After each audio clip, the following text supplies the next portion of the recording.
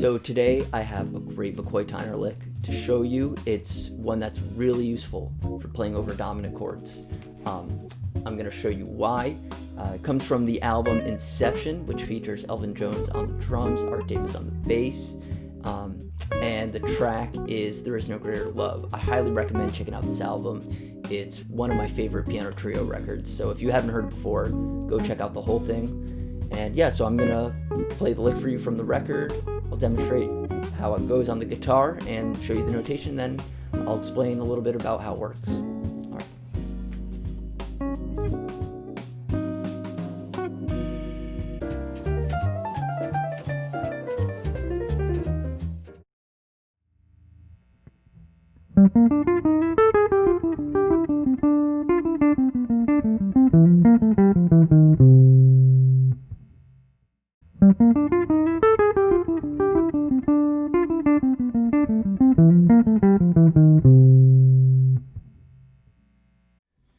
So like I said, this is a great lick for playing over dominant chords, and I'm going to show you why. So the lick starts with a G minor 7 arpeggio, and I like to start it on the 10th fret of the A string with my pinky, going to the 8th fret of the D, and then the 7th fret of the G, up to the 10th fret of the G.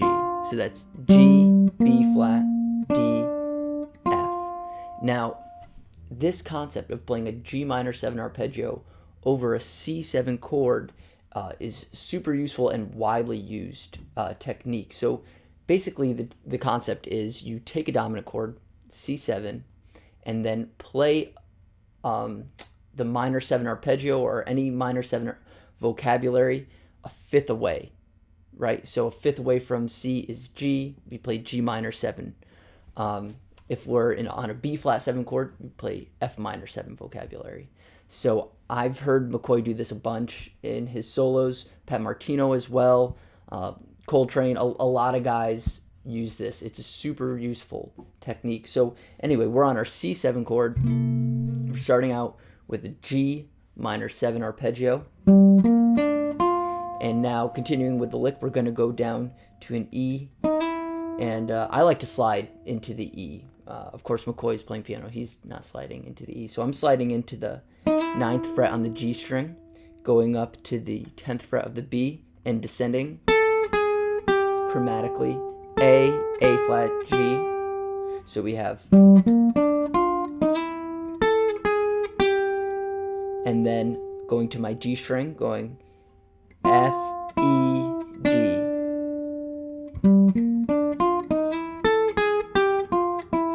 Then returning to my B string on the 8th fret. This is the note G, and coming down to the G string, playing on the 9th fret, 7th fret to the 10th fret of the D. So we have,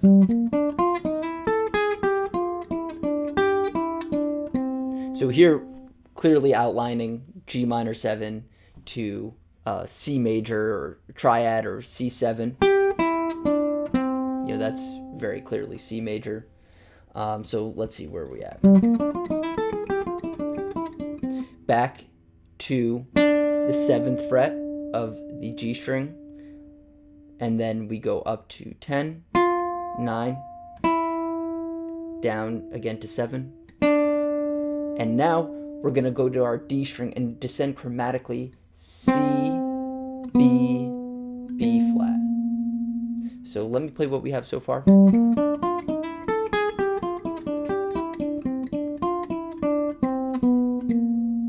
And now this descent, chromatic descent, indicates that maybe McCoy is thinking within the terms of a C dominant bebop scale or bebop dominant scale, which is just a C Mixolydian scale and then adding the major 7th. So a C Mixolydian scale, right?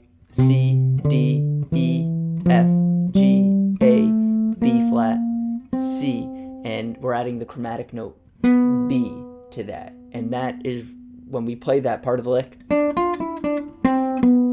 there's my B. So I don't know if McCoy was explicitly thinking I'm going to use the bebop dominant scale there, probably not. But again, this is a really commonly used scale and technique implemented by a lot of jazz musicians. If you want to know more about the bebop dominant scale, I highly recommend checking out Barry Harris, his method, and his teachings on the bebop dominant scale. Very, very knowledgeable guy. So anyway, continuing with the lick.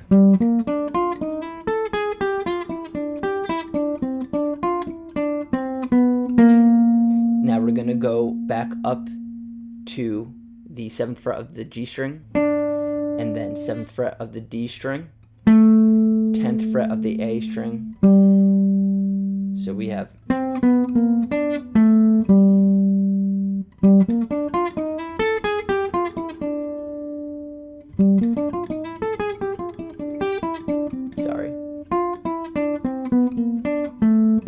and then return to the root on the 10th fret of the D. So that's a nice, right there, is if we just consolidate that's a nice little C dominant lick.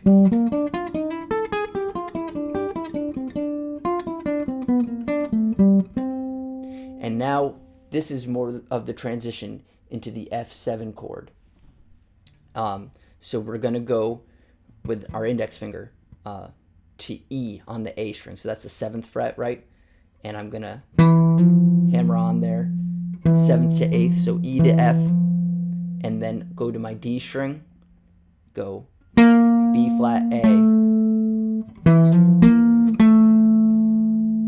So now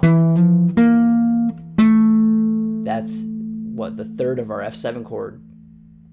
So we're leading right into that. Now down to the 5th fret of the D string, and then descend on the A string chromatically. F, E, E flat, and then landing on C. So again, thinking on the F7 chord, root, major 7, dominant 7, that's very explicitly, the bebop dominant scale that I was talking about on the C7 chord. So transposing to F, the dominant 7 is E flat, major 7 is E. Right, so F, E, E flat, and then landing on the 5th of the chord. So let me play the whole thing one more time.